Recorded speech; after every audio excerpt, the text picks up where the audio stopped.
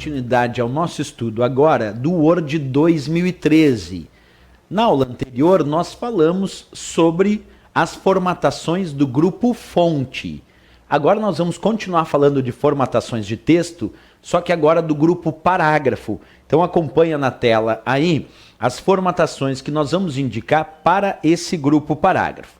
Para começar as explicações, em primeiro lugar, nós vamos digitar aqui um determinado parágrafo. Vamos fazer isso agora. Vamos digitar aqui com a fonte padrão e aumentar um pouco o tamanho dessa fonte para a gente enxergar bem. Então vamos digitar ali alguns parágrafos. Vamos colocar aqui aulas.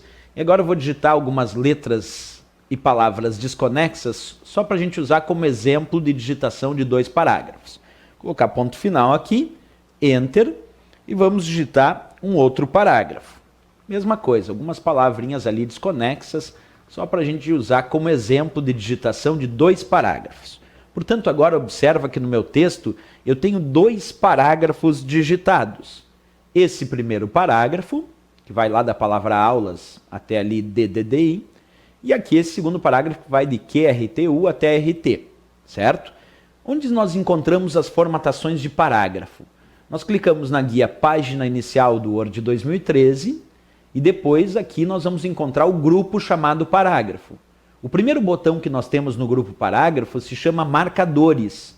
Eu vou selecionar esses 2 parágrafos e vou clicar agora no botão marcadores. Percebe que ele marca o início de cada parágrafo com um determinado símbolo, porque essa é a função do botão marcadores.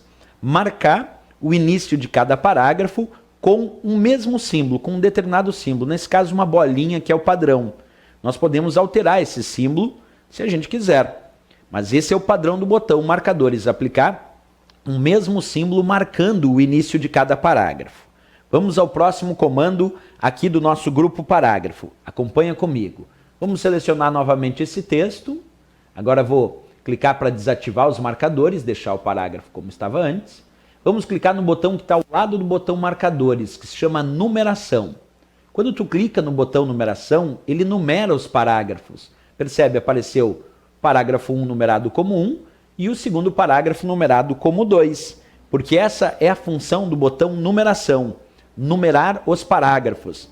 Muita gente em prova às vezes diz que esse botão numeração numera as linhas. O Word até tem recurso para numeração de linhas, mas o botão numeração, que está dentro do grupo parágrafo da guia Página Inicial, serve, obviamente, para numerar os parágrafos. Por isso, ele se encontra dentro do grupo parágrafo.